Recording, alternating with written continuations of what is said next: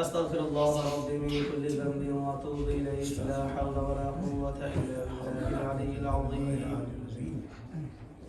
الحمد لله نحمده ونستعينه ونستغفره ونؤمن به ونتوكل عليه ونعوذ بالله من شرور أنفسنا ومن سيئات أعمالنا. من يهده الله فلا مضل له ومن يضلله فلا هادي له ونشهد أن لا إله إلا الله وحده لا شريك له ونشهد أن محمدا عبده ورسوله. أما بعد فأعوذ بالله من الشيطان الرجيم. بسم الله الرحمن الرحيم. محمد رسول الله والذين معه أشداء على الكفار رحماء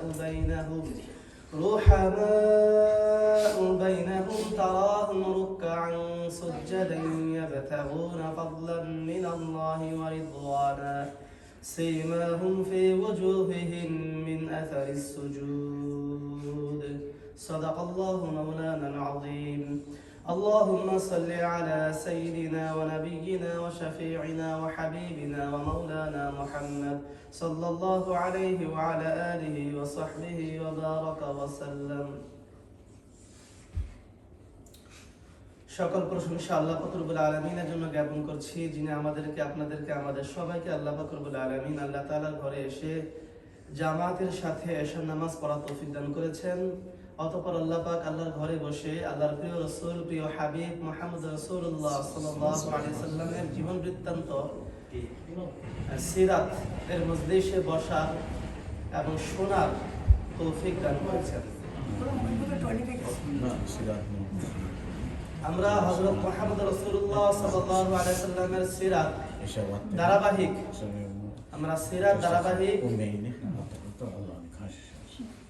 ভাবে আলহামদুলিল্লাহ হযরত নবী করিম সাল্লাল্লাহু আলাইহি সাল্লামের যৌবন পর্যন্ত পদার্পণ পর্যন্ত আমরা পৌঁছেছি।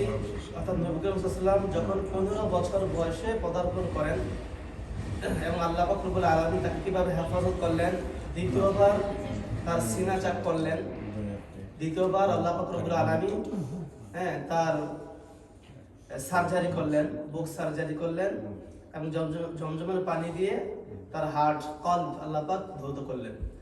তো এটা আমরা গত সপ্তাহে জানতে পেরেছি আলহামদুলিল্লাহ। এই সপ্তাহে আমরা জানবো আল্লাহ রাসূল সাল্লাল্লাহু আলাইহি ওয়াসাল্লামের 20 বছরের পদার্পণ। আল্লাহ রাসূল 20 বছরে পদার্পণ করেছেন এবং তিনি ফিজার যুদ্ধে অংশগ্রহণ করেছেন এবং হিলফুল ফুজুল গঠনে তিনি সেখানে শরীক ছিলেন, অংশগ্রহণ করেছিলেন। এই ঘটনা সংক্ষিপ্ত আকারে আমরা আজকে ইনশাআল্লাহ আলোচনা করব। হযরত মুহাম্মদ রাসূলুল্লাহ সাল্লাল্লাহু আলাইহি সাল্লামের বয়স যখন 20 বছর হয়, যখন তিনি 20 বছরে উপনীত হন, বয়সে উপনীত হন নবী করিম সাল্লাল্লাহু আলাইহি সাল্লাম, তখন আল্লাহ রাসূল সাল্লাল্লাহু আলাইহি সাল্লাম 20 বছর উপনীত হলে তখন ফিজার যুদ্ধ চলতেছিল। নবীজির বয়স যখন প্রায় 15 বছর 16 বছর পদার্পণ করেন তখন এটা স্টার্ট হয়েছিল, শুরু হয়েছিল। তো 20 বছর পর্যন্ত এটা চলতেছিল, এই যুদ্ধটা চলতেছিল লম্বা টাইম। তো নবীজি যখন 20 বছর বয়সে 20 বছর বয়সে উপনীত হন তখন এই ফিজার যুদ্ধ তুমুল আকার ধারণ করেছে এবং চলতেছিল ফিজার যুদ্ধ। আর সেটা কাদের সাথে হয়েছিল? মক্কার কুরাইশ এবং কেনানি গোত্র, এরা হলো এক পক্ষ। কুরাইশ বংশ এবং কেনান বংশ, এরা হচ্ছে এক পক্ষ। আর তাদের অপোসাইড হচ্ছে কায়েস আইলান গোত্র, তারা হচ্ছে অপোজিট অবস্থান করছেন তারা। তাদের এই দুয়ের মাঝে যুদ্ধ সংঘটন হয়েছিল। তো কুরাইশ এবং কেনান গোত্রদ্বয়ের যিনি সেনাপতি ছিলেন, যুদ্ধের সেনাপতি ছিলেন, তিনি হচ্ছেন হারব ইবনে উমাইয়া। সেনাপতির দায়িত্ব তিনি পালন করেন, কেননা হারব ইবনে উমাইয়া ছিলেন খুবই সম্ভ্রান্ত এবং খুব বুদ্ধিমান। এই জন্য তাকে কুরাইশরাও সম্মান করেন, কেনান গোত্ররাও সম্মান করত তাকে। এই জন্য হারব ইবনে উমাইয়াকে তারা সেনা প্রধান তারা নিযুক্ত করেন এবং তার এই দায়িত্বে তার আওতায় এই যুদ্ধ সংঘটিত হয় এবং চলতেছিল। তো যাই হোক, দিনের শুরু প্রহরীতে কায়েস অর্থাৎ কুরাইশ এবং কেনান গোত্রের অবস্থায় যারা রয়েছেন, কায়েস আইলান গোত্র যারা আছেন, এরা মোটামুটি বিজয়ের দিকে যাচ্ছিল। কিন্তু দিনের মাঝামাঝিতে এসে আবার মোড় ঘুরে যায়। কি হয়ে যায় যে কায়েস আইলান গোত্র এরা আস্তে আস্তে পরাজয় বরণ করতে থাকে এবং কুরাইশ ও কেনান গোত্রদ্বয় এরা আস্তে আস্তে বিজয় লাভ করতে থাকে, এদের পাল্লা ভারী হতে থাকে এবং অবশেষে লাস্ট পর্যন্ত মক্কার কুরাইশ এবং কেনান গোত্রদ্বয় তারাই বিজয় লাভ করে এবং কায়েস ও আইলান গোত্র পরাজয় বরণ করে। এবং এই যুদ্ধে নবী সাল্লাল্লাহু আলাইহি ওয়াসাল্লামের কাজ ছিল তিনি তার চাচাদের হাতে, কুরাইশ যারা ছিলেন এর চাচাদের হাতে তীর তুলে দিতেন। নবীজি আল্লাহ রাসূল কত বছর বয়স? 20 বছর। নবীজির বয়স কত ছিল? 20। এই বয়সে তিনি ফিজার যুদ্ধে অংশগ্রহণ করেছেন। কিভাবে? তার চাচাদের হাতে তিনি তীরগুলো তুলে দিতেন। নেন চাচা তীর তুলে দাও, তো নবীজির কাজ ছিল তীর তুলে দেওয়া। এটা তিনি করতেন, এভাবে তিনি ফিজার যুদ্ধে অংশগ্রহণ করেছেন। অবশেষে কুরাইশ এবং কেনান গোত্রদেরই বিজয় লাভ হয়েছিল। এই ছিল মোটামুটি সংক্ষিপ্ত আকারে ফিজার যুদ্ধ। এটা বিস্তারিত বর্ণনার কোনো প্রয়োজন নেই, বা সংক্ষিপ্ত আকারে আমরা জানলাম যে নবীজি ফিজার যুদ্ধে 20 বছর বয়সে তিনি অংশগ্রহণ করেছিলেন এবং চাচাদেরকে তীর তুলে দিয়েছিলেন। তো এটা হারাম মাসে যুদ্ধ এটা শুরু হয়েছে, হারাম মাস, এজন্য নাম হয়েছে কি ফিজার। ফিজার অর্থ কি? সীমা লঙ্ঘন করা। এর থেকেই ফুজ্জার, কারণ ফাসাক ফুজ্জার বলে না, ফাসাক ফুজ্জার। এই ফাসাক মানে কি? সীমা লঙ্ঘনকারী। ফুজ্জার মানে কি? সীমা লঙ্ঘনকারী, যারা গুনাহ করে, বেশি বাড়াবাড়ি করে, শরীয়তের সীমা লঙ্ঘন করে ফেলে, গুনাহ করতে করতে আল্লাহ তাআলার সীমা লঙ্ঘন করে ফেলে, এদেরকে বলে ফুজ্জার, ফাসাক। এর থেকে হলো ফিজার মানে সীমা লঙ্ঘন করা। যেহেতু হারাম মাসে এই দুই গোত্রদের যুদ্ধটা শুরু হয়েছিল, এজন্য এই যুদ্ধের নাম করা হয়েছে ফিজার যুদ্ধ। এটার শেষ হয়েছিল শাবান মাসে। কোন মাসে? শাবান মাসে এই যুদ্ধ শেষ হয়। তো যাই হোক, শাবান মাসে এই যুদ্ধ শেষ হওয়ার পর হিলফুল ফুজল নামে আরেকটি কি সংগঠন তৈরি হয় মক্কাতে। হিলফুল ফুজল নামে আরেকটি সংগঠন তৈরি হয়। এটা হচ্ছে ফিজার যুদ্ধের বন্ধ হওয়ার 4 মাস পর। কত মাস পর? 4 মাস পর। ফিজার যুদ্ধ বন্ধ হওয়ার 4 মাস পর। ফিজার যুদ্ধ বন্ধ হয়েছিল কোন মাসে? কোন মাসে? হারাম মাসে শুরু হয়েছিল, বন্ধ হয়েছিল শাবান মাসে। কোন মাসে? শাবান মাসে। হ্যাঁ, শুরু হয়েছিল হারাম মাসে, কিন্তু শেষ হয়েছিল, বন্ধ হয়েছিল যুদ্ধটা। হ্যাঁ, যুদ্ধটা সমাপ্ত ঘটেছিল শাবান মাসে। শাবান মাস কি হারাম মাস নেই? হারাম মাস না। হারাম মাস কয়টি? হারাম মাস 4টি। কি কি? কালামে বলেন, কালামে হাতে রয়েছে, কালামে বলেন। বললাম 4টি। হ্যাঁ, ওকে, উত্তর সঠিক, মাশাআল্লাহ। কি? আপনার রমজান,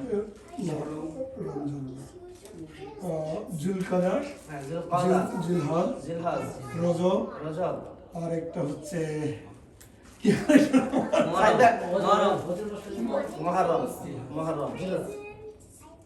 মুহররম মাস। মাশাআল্লাহ, ওকে, মাশাআল্লাহ, ঠিক আছে। এই 4টা মাস হলো হারাম মাস। হ্যাঁ, রজব থেকে শুরু করি, রজব, জিলকাদ, জিলহাজ, মুহররম, একসাথে 3টা। জি, 3টা হলো পর। আচ্ছা, মুহররম থেকে মুহররম, রজব, জিলকাদ, জিলহাজ। হ্যাঁ, শুরু তো মুহররম, ঠিকই আছে। তাহলে 4 মাস। কয় মাস? 4টা হারাম মাস, মুহররম, রজব, জিলকাদ, জিলহাজ। তো ধারাবাহিক 3টা মাস লাগাতার। শেষে 2টা জিলকাদ, জিলহাজ এবং শুরু মুহররম। এই 3টা মাস আমরা মনে রাখছি একাধার। আর বাকি মাসখানে হচ্ছে রমজান মাসের আগের মাসের আগে একটা রজব মাস, পরে শাবান, পরে রমজান, রজব মাস না। এই 4টা মাস হারাম মাস। 4টা মাস কি হারাম মাস? হারাম মাস মানে কি? সম্মানিত মাস। এই মাসে যুদ্ধ বিগ্রহ, মারামারি, গুনাহ করা নিষেধ। হ্যাঁ, ফালা তাযলিমু ফীহিন্না আনফুসাকুম, আল্লাহ কোরআনে বলেছেন সূরা তাওবাতে 10 পারায় যে তোমরা এই মাসগুলোতে জুলুম করো না নিজেদের উপরে। কিভাবে জুলুম করবা? গুনাহ করে, পাপাচার করে, হ্যাঁ, গুনার কাজ করে, আল্লাহ পাকের বিরুদ্ধে গুনাহ কাজ করে। তোমরা নিজের উপর জুলুম করো না। বিশেষ করে কখনো তো করা যাবে না, বিশেষ করে 4টা মাস, মুহররম, রজব, জিলকাদ, জিলহাজ। এই 4 মাসের জন্য গুনাহ না হয় সাবধান। এগুলোকে সম্মানিত মাস ঘোষণা করা হয়েছে, হারাম মাস ঘোষণা করা হয়েছে ইসলামের পূর্ব থেকে। তো যাই হোক, এই হারাম মাসে শুরু হয়েছিল যুদ্ধ, কিন্তু ফিজার যুদ্ধটি এটা সমাপ্ত ঘটে হচ্ছে শাবান মাসে। তো শাবান মাসের ঘটনার পর 4 মাস পর 4 মাস পর এই হিলফুল ফুজুল নামে একটি সংগঠন তৈরি হয়। তাহলে 4 মাস পরে যদি হিলফুল ফুজুল সংগঠন গঠিত হয় তাহলে কোন মাসে হয়েছিল কে বলতে পারে? ফিজার যুদ্ধের 4 মাস পর হিলফুল ফুজুল সংগঠন হয়েছিল কোন মাসে হয়েছিল? শাবান মাস, রমজান মাস, জিলহজের 4 মাস পর। তারপরে আমি জিলহজের 4 মাস বলি নাই, আমি বলছি হিলফুল ফুজুল এই ফিজার যুদ্ধের 4 মাস পরে। জিলহজ। জিলহজের পরে, জিলহজ জিলহজের পরের মাস, মুহররম পরে হলে মহরম 4 মাস না? হ্যাঁ 4 মাস পরে, তা শাবানের পরে তো 4 আপনার মাসের রমজান, মধ্যে না, তাই 4 না? মাস পার হয়ে 4 মাস পরে পার হয়ে 4 মাস পরে মহরম। মুহররম। আচ্ছা মুহররম মূলত উত্তরটা জিলকদ। জিলকদ, জিলকদ, কি মাস? জিলকদ। আচ্ছা শাবান মাসে যুদ্ধ শেষ। ও আচ্ছা, শাবান মাসে যুদ্ধ শেষ, তাই না? তাহলে শাওয়াল, শাবান, হ্যাঁ, রমজান, শাবান সহ শাবান, শাবান ধরতে হবে না? শাবান রমজান হতে হবে। শাবান মাসে যুদ্ধ শেষ না? রমজান, শাবান রমজান শাওয়াল শাওয়াল, বলে কি জিলকদা, জিলকদ। জিলহজ তো বললাম। হ্যাঁ ঠিক আছে, আমি প্রথম জিলকদ বলছেন স্যার। জিলকাদা, জিলহজ। জিলকদ। আচ্ছা আপনি যে মানলি, 4 মাস পরে তো জিলকদ পর্যন্ত 4 মাস, তারপরে না। তারপরে জিলহজ না, জিলকদ তো কোনটা 4 মাসের মধ্যে না 4 মাসের পরেরটা? কোনটা 4 মাসের পরে? মানে 4 মাস যে লাস্ট, যে 4 মাস জিলহজ হবে। লাস্ট 4 মাস যেটা শাবান, কি মাস? রমজান, শাবান ধরে শাবান রমজান, রমজান শাওয়াল, শাওয়াল জিলহজ, জিলকদ। জিলহজ হবে না।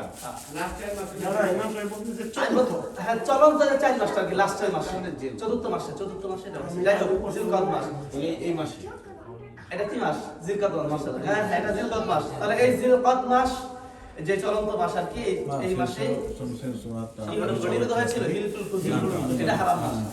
এখন এই হিলফুল ফুজুল সংগঠিত হওয়ার পিছনে হিলফুল ফুজুল কি? হিলফুল ফুজুল সংগঠিত হওয়ার পিছনে কয়েকটি ঘটনা আছে। সেটা হলো একবার জাবেদি গোত্রের এক লোক, কোন গোত্রের? জাবেদি গোত্রের এক লোক, সে কিছু এই সফর থেকে ব্যবসার পণ্য ক্রয় করে এনে মক্কায় ব্যবসার জন্য কিছু মাল নিয়ে আসছেন। তিনি ব্যবসা করবেন, মক্কাতে বিক্রি করবেন মানুষের কাছে মাল। বিক্রির পর তখন এক লোক এসে, অর্থাৎ সে হলো সাদ ইবনে সাদ, সে কি করলো? তার থেকে ক্রয় করেছে। সাদ নামে এক লোক, হ্যাঁ, সে ওই লোকের থেকে কিছু পণ্য ক্রয় করেছে, সাদ নামের এক লোক। তো এখন ক্রয় করার পর তখন ওই যখন জুবাইরি লোকটি তার কাছে পণ্যের মাল, পণ্যের বিনিময় অর্থাৎ পণ্যের দাম মূল্য বাকি নিয়েছিল, যখন আবার চাইতে গেল যে আমার টাকা দেন, তো সে টাকা দিতে অস্বীকার করলো। সে টাকা দিতে চাচ্ছে না, হ্যাঁ টাকা দিতে চাচ্ছে না। হ্যাঁ, লোকটির নাম হলো আস। তো এই আস লোকটি সে টাকা দিতে চাচ্ছিল না, অস্বীকার করলো। তখন জুবাইরি লোকটি একটি পাহাড়ের উপরে উঠে, এর প্রথমে তিনি মক্কার কয়েকজন গণ্যমান্য ব্যক্তির এদের কাছে তিনি শরণাপন্ন হন এবং বলেন, বিচার দায়ের করেন যে দেখেন আমার থেকে আস নামে এক ব্যক্তি, সে আমার থেকে পণ্য ক্রয় করেছে, কিন্তু করার পর এখন আমার টাকা সে ফেরত দিতে চাচ্ছে না, ফেরত দেয় না। আপনি একটু মেহরবানি করে যদি সাহায্য করতেন। তখন তারা সাহায্য করতে অস্বীকৃতি জানাবে, বলে যে না, আমরা আসের পক্ষে, তোমাকে আমরা সাহায্য করতে পারবো না, তুমি এখান থেকে চলে যাও। বরং উল্টা পাল্টা কথা বলে তাকে বিদায় করে দিয়েছে। এখন সে কি করবে? সে তাদের থেকে নৈরাশ্যপন্ন হয়ে ফিরে এসে একটি পাহাড়ের উপরে উঠে তখন চিৎকার করে সে মক্কাবাসীকে জানালো যে দেখেন আমার কাছ থেকে কবিতা বলে বলে, কবিতা আকারে সে কি করতো, আর আরবেরা কবিতায় খুব পারদর্শী ছিল, কিছু হলে কবিতা বানানো, ওই কবিতার যুগ ছিল এটা। তো যাই হোক, সে লোক কবিতা আকারে, কাব্য আকারে তিনি চিৎকার করে সবার কাছে বলতেছিলেন যে হে মক্কাবাসী, আমার থেকে আস নামে এক ব্যক্তি পণ্য ক্রয় করেছে, কিন্তু সে পণ্য আমাকে দিচ্ছে না, আমাকে জুলুম করতেছে। এখন তোমরা যদি আমাকে সাহায্য করতে। তখন এই কথা শুনে এই অনেক মক্কাবাসীরা, তখন আমাদের কুরাইশরা ওই মক্কার কাছাকাছি বসে তারা আলোচনায় রত ছিলেন। তো এর মধ্যে ছিল জুবাইর ইবনে আব্দুল মুত্তালিব নামে এক ব্যক্তি। জুবাইর ইবনে আব্দুল মুত্তালিব অর্থাৎ মুত্তালিব এর কি ছেলে, জুবাইর নবীজির চাচা। তো জুবাইর ইবনে আব্দুল মুত্তালিব সেখানে ছিলেন। তো থাকার পর তো সে চিন্তা করলো যে আরে এই লোকটি তো দেখা যায় বিপদে পড়ছে, সাংঘাতিক, একে তো সাহায্য করা দরকার। কেউ কি আসো তোমরা যে আমরা তার বিপদে আগে যাবো? দেখা যায় মোটামুটি যেহেতু দাঁড়াইছে কিন্তু তেমন লোক আসতেছে না, সারা দিচ্ছে না। তখন সে কি করলো, অনেক ব্যক্তির কাছে গিয়ে গিয়ে, ঘরে গিয়ে গিয়ে, এরকম লোকদের কাছে গিয়ে গিয়ে সবাইকে বুঝালো এবং তৈরি করলো যে না, একে আমার সাহায্য করা দরকার, আসো আমরা সাহায্য করি, লোকটা বিপদে পড়ছে। তখন এই জুবাইর ইবনে আব্দুল মুত্তালিবের ডাকে বনি হাশেম, হাশেমি গোত্র, বনি আব্দুল মুত্তালিব গোত্র, এরবে জুহরি গোত্র, বনু আসাদ গোত্র, কয়েকটি গোত্র, বড় বড় গোত্র, কুরাইশি গোত্র, সব কুরাইশি বংশ গোত্র, এগুলো সবাই তার ডাকে সাড়া দিয়ে তারা কি করলেন, কোন এক ভাইয়ের ঘরে তারা আব্দুল্লাহ ইবনে জাদাআন নামের এক ব্যক্তি, সম্ভ্রান্ত ব্যক্তির ঘরে তারা মিটিং ডাকলেন। তারা বসলেন যে কি করা যায়। আব্দুল্লাহ ইবনে জাদাআন ছিলেন সবচেয়ে বয়স্ক এবং খুব সম্ভ্রান্ত ব্যক্তি। এইজন্য তারা সকলেই চিন্তা করলেন যে আমরা আব্দুল্লাহ ইবনে জাদাআন এর ঘরে আমরা বসবো, সেখানে আমরা মিটিং করব। যেহেতু তিনি সবচেয়ে বয়স্ক ব্যক্তি, তার ঘরে আমরা করব। সবাই একমত হলো। এইজন্য আব্দুল্লাহ ইবনে জাদাআন এই সমস্ত গোত্রের জন্য, কুরাইশি বংশের গোত্রের জন্য নাস্তা তৈরি করলেন। মিটিং হবে, খাবার দাবার থাকবে স্বাভাবিক, তিনি নাস্তা তৈরি করলেন মিটিং এর জন্য। যাই হোক, মিটিং এ তখন তারা সবাই একসাথে শপথ গ্রহণ করলেন। সেই শপথের মধ্যে নবীজি শরীক ছিলেন। কে শরীক ছিলেন? যেখানে আমাদের বলার মেন উদ্দেশ্য, আল্লাহ রাসূল সাল্লাল্লাহু আলাইহি ওয়াসাল্লাম সেই শপথে অংশগ্রহণ করেছিলেন এবং সেখানে শপথের মধ্যে তিনি হাত রেখেছিলেন। তারা কি নিয়ে শপথ করলেন? তারা এই বলে, এই বিষয়ের উপর ভিত্তি করে তারা শপথ গ্রহণ করলেন যে আজকে থেকে আমরা মক্কার সকল যে কোনো ভাই যখন কোনো জুলুমের শিকার হবে, নির্যাতিত হবে, তাকে আমরা সাহায্যের হাত বাড়িয়ে দেব। একসাথে আমরা সাহায্য তাকে করব এবং জালেমের বিরুদ্ধে আমরা অ্যাকশন নিব। হ্যাঁ, সবাই বললে ওকে আমরা তোমাদের সাথে আমরা অঙ্গীকার করছি, আল্লাহ শপথ বলে তারা অঙ্গীকার করতেছি। এবং দুস্থ, গরিব, অসহায় লোকদেরকে আমরা সাহায্য করব। পাশাপাশি যতদিন সমুদ্রের ঢেউ থাকবে, যতদিন এই গারে সৌর, গারে হেরা পর্বত, সৌর পর্বত থাকবে মক্কায়, ততদিন আমরা এই শপথ অঙ্গীকারবদ্ধ এবং একত্রবদ্ধ থাকবো যে আমরা সকল জালেমকে এর বিরুদ্ধে দাঁড়াবো এবং মাজলুমের পক্ষে মানিব। এটা আমরা সেই জালেম মক্কার হোক আর বাহিরের হোক, সেই মাজলুম মক্কার হোক আর বাহিরের হোক, না এটা বলতেছি যে নিহঞ্জিন হোক, গায়কঞ্জিন হোক, মানে আমাদের সৌদি আরবের হোক বা মক্কার হোক অথবা ভিন দেশের হোক বা মক্কার বাইরের হোক, আমরা অবশ্যই তাদের পক্ষ নিব, মাজলুমের পক্ষ নিব। এই বলে তারা অঙ্গীকার বদ্ধ হন। এই অঙ্গীকারের ভিতরে কে ছিলেন? আল্লাহ রাসূল হযরত মুহাম্মদ রাসূলুল্লাহ সাল্লাল্লাহু আলাইহি ওয়াসাল্লাম ছিলেন। তো আল্লাহ রাসূল এটা খুব পছন্দ করেছেন, এই অঙ্গীকারটা। এমনকি তিনি বলেছিলেন যে নবুয়তের পরেও, এটা তো নবুয়তের আগের ঘটনা না, নবীজির বয়স কত তখন? 20 বছর, 17 না, 17 বছর লেখা হয়েছে বেশিরভাগ জায়গায়, মানে 17 বছর বয়সটা বেশিরভাগ জায়গায়। আচ্ছা লেখছে, কিন্তু সহি লিখতে পারে, মতারি থাকতে পারে, কিন্তু সহি হলো 20 বছর। কয় বছর? 20 বছর। এটা হলো সহি। এটা হলো আল বিদায়া ওয়ান নিহায়াতে উল্লেখ করেছেন। আল বিদায়া ওয়ান নিহায়া ইতিহাসের একটা কিতাব, ইবনে কাসির নাম শুনছেন না? আল্লামা ইবনে কাসির, তিনি কিতাব লিখেছেন আল বিদায়া ওয়ান নিহায়া, যার শুরু এবং শেষ সব আছে এর ভিতরে ইসলামের মোটামুটি ভাবে। এই কিতাবের মাঝে এটা গ্রহণযোগ্য, সারা বিশ্বের ভিতরে এটা গ্রহণযোগ্য কিতাব। সকল উলামা একরাম সারা বিশ্বের, আজহার, সৌদি আরব, মদিনা বিশ্ববিদ্যালয়, সারা বিশ্বের ভিতরে এটা গ্রহণযোগ্য। আল বিদায়া ওয়ান নিহায়া আরবিক কিতাব, ইবনে কাসির লিখেছেন আরবিতে। তো এই কিতাবের মধ্যে উল্লেখ করেছেন কত বছর? নবীজি তখন 20 বছর বয়স। এবং আর রাহিকুল মাখতুম নাম শুনছেন কিতাব? আর রাহিকুল মাখতুমের মধ্যেও তিনি 20 বছর উল্লেখ করেছেন আল্লাহ রাসূল সাল্লাল্লাহু আলাইহি ওয়াসাল্লাম। এটা প্রসিদ্ধ আর কি। তো তখন নবীজির বয়স 20 বছর। কেন? ওই যে বললাম যে ফিজার যুদ্ধ কখন সংঘটিত হয়? নবীজির বয়স যখন মানে চরমে পৌঁছায়, তখন শেষ হয় যখন নবীজির বয়স 20 বছর ছিল। এর 4 মাস পরেই তো হিলফুল ফুজুল সংঘটিত হয়। তাহলে নবীজির বয়স কতই তখন? 20 বছর বয়সী তখন তিনি উপনীত ছিলেন। যাই হোক, তো নবীজির বয়স যখন 20 বছর, অর্থাৎ নবুয়তের 20 বছর পূর্বে এই হিলফুল ফুজুল সংঘটিত হয়, তার নবীজির বয়স কত হয়? এভাবে উল্লেখ করছেন যে নবুয়তের 20 বছর পূর্বে হিলফুল ফুজুল সংঘটিত হয়। কত বছর হয়? 20 বছর। 40 বছরের মধ্যে পেয়েছেন তিনি। তো যাই হোক, এখন এভাবে নবুয়ত হিলফুল ফুজুল সংঘটিত হওয়ার পর নবীজি বলেন নবুয়ত পাওয়ার পর যে এই যে হিলফুল ফুজুল, এটা ইসলামের পূর্বে একটি সংগঠন, শপথ যেভাবে নিয়েছিল তারা ন্যায়ের পক্ষে, এটাতে আমি খুবই মুগ্ধ। এমন সংগঠন ইসলামের পূর্বে আর কখনো হয়নি। এমনকি এরকম সংগঠন ইসলামের পরেও যদি মক্কাবাসীরা আহ্বান করতো, আমি তাকে সাড়া দিতাম এবং তাদের সাথে আমি শরীক হতাম। আল্লাহ রাসূল ইসলামের পরে এটা বলেন, নবুয়তের উপরে। তাহলে কত সুন্দর সংগঠন না, যে বিরুদ্ধে যারা দুঃখ অসহায় বিধবা নারীদের পক্ষে থাকবেন, মাজলুমের পক্ষে থাকবেন, এটাই তো ইসলাম শেখাচ্ছে। এর জন্য সংগঠন। তো যাই হোক, এরকম একটি ঘটনার কারণে হিলফুল ফুজুল এটা তৈরি হয়, সংগঠিত হয়। হিলফুল ফুজুল নামে সংস্থা এখানে যুব সমাজরা বেশিরভাগই সাড়া দেয় এবং এর মধ্যে বৃদ্ধরাও আছে, বাকি সমস্ত যুব সমাজরা প্রধান এখানে অংশগ্রহণ করে, যুবকরা যারা। মানে কি এটা? হিলফুল ফুজুল হলো মানে সাহায্য সংগঠন, সাহায্য সংগঠন, এটার অর্থ কি? সাহায্য সহযোগিতার সংগঠন। আচ্ছা না, আমাদের কাছে এরকম কোনো নাই? শান্তি সংগঠন, শান্তি সংগঠন, সাহায্য সংগঠন, এরকম একটা নাম, এরকম। এখন এর মধ্যে এই ঘটনার পর যখন তারা এটা সংগঠন করলো, তখন এমন একটি ঘটনা আর কি ঘটে যে এক লোক সে কি করলো, সে তার মেয়েকে নিয়ে মক্কায় হজের বা উমরার উদ্দেশ্যে গিয়েছিল। কোথায়? মক্কায় হজের বা উমরার উদ্দেশ্যে গিয়েছিলেন উমরা করার জন্য। তখন সেখানকার এক লোক ইবনে হাজ্জাজ নামে এক লোক ওই মেয়েটিকে অপহরণ করে ওই লোক থেকে নিয়ে যায়, অপহরণ করে। তখন বেচারা কি করবে, এখানে উমরা করতে আসছেন, চিনে না জানে না।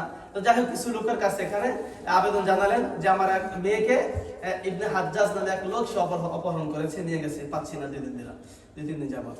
আচ্ছা তাই নাকি?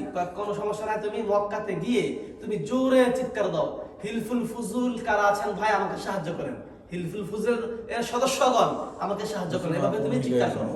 তখন তিনি মক্কার কাবা ঘরের কাছে এসে কি করলেন, জোরে চিৎকার দিলেন যে হিলফুল ফুজুলের সদস্যগণ ভাইরা আমাকে সাহায্্য করেন, আমার মেয়েকে কি করেছেন, অপহরণ করে নিয়ে গেছে। তখন সবাই কোষ মুক্ত তরবারি নিয়ে কয়েকজন যুবক দৌড়ে এসে আপনি বলেন আপনার কি সমস্যা, আমরা হিলফুল ফুজুলের সদস্য, কি সমস্যা বলেন, আমরা আপনার সাহায্যের জন্য আমরা তৈরি আছি, আমরা আপনাকে সাহায্য করব।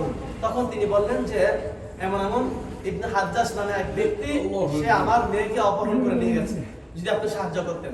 তখন অবশ্যই সাহায্য করবো, এত বড় সাহস।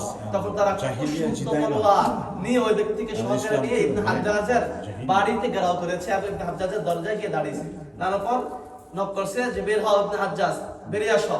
বেরিয়ে আসার পর বলল যে জালেম, তুমি নাকি এই লোকের মেয়েকে অপহরণ করেছ, তাড়াতাড়ি বের করে আমরা এবং এর মেয়েকে ফেরত দাও, অন্যথা তোমার কল্লা এখন আমরা কি করে দিব, 2 ভাগ করে দিব, তোমাকে মেরে ফেলবো আমরা। এই তাকে হুঁশিয়ারি দেওয়ার পর, ধমকি দেওয়ার পর সে বললো ঠিক আছে, আমাকে আরেকটা দিন সুযোগ দাও, আমি সময় দাও, আমি তার মেয়েকে এনে দিচ্ছি। বললো না, এক মুহূর্ত সময় দেওয়া যাবে না, এক্ষুনি এনে দিবা, এখন। তখন সে এক্ষুনি এনে দিতে বাধ্য হয়েছে, তৎক্ষণাৎ সে তার মেয়েকে এনে দিয়ে টাকাকে বুঝিয়ে দিয়েছে, তুলে দিয়েছে। তাহলে এই হলো হিলফুল ফুজুল। তারা এরকম কি করেন, এই যে অসহায় এবং জালেম যারা, এদের পক্ষে নিয়ে তারা সবসময় কাজ করে গেছে। এভাবে তারা হিলফুল ফুজুল সংগঠিত হয়, নবীজি এর মধ্যে অংশগ্রহণ করেছিলেন। তো এভাবে আর কি ফিজার যুদ্ধ এবং হিলফুল ফুজুলে নবী সাল্লাল্লাহু আলাইহি ওয়াসাল্লামের 20 বছর বয়সে, নবুয়তের 20 বছর পূর্বে আল্লাহ রাসূল সাল্লাল্লাহু আলাইহি ওয়াসাল্লাম এখানে কি করেছিলেন, অংশগ্রহণ করেছিলেন এই দুটাতে। তো আজকে এতটুকু, ইনশাআল্লাহ আগামী সপ্তাহে আমাদের থাকবে, আমরা যেহেতু 15-10টা পর্যন্ত করবো বয়ান, তো এই জন্য 15-10টা হয়ে গেছে। আগামী সপ্তাহে থাকবে আমাদের হযরত খাদিজা রাদিয়াল্লাহু তাআলা আনহা এর সাথে নবী সাল্লাল্লাহু আলাইহি ওয়াসাল্লামের দেখা সাক্ষাৎ এবং বিবাহ, এবং খাদিজা রাদিয়াল্লাহু আনহার সাথে বিবাহ দেখা সাক্ষাৎ। অর্থাৎ নবীজির বয়স কত হবে? 25। নবীজির বয়স 25-এ উত্তরিত হবে না, 20 পর্যন্ত আমরা পৌঁছালাম নবীজির বয়স। আগামী সপ্তাহ থেকে ইনশাআল্লাহ আমরা নবীজির 25 বছর বয়সের জীবন বৃত্তান্ত আমরা শুরু করব, অর্থাৎ খাদিজা রাদিয়াল্লাহু তাআলার সাথে দেখা সাক্ষাৎ এবং বিবাহ কিভাবে আবদ্ধ হয় সেটা সুন্দর তাদের কাহিনী আমরা আগামী সপ্তাহে শুরু করব ইনশাআল্লাহ। আপনারা সবাই আসবেন। জাযাকুমুল্লাহ খাইর।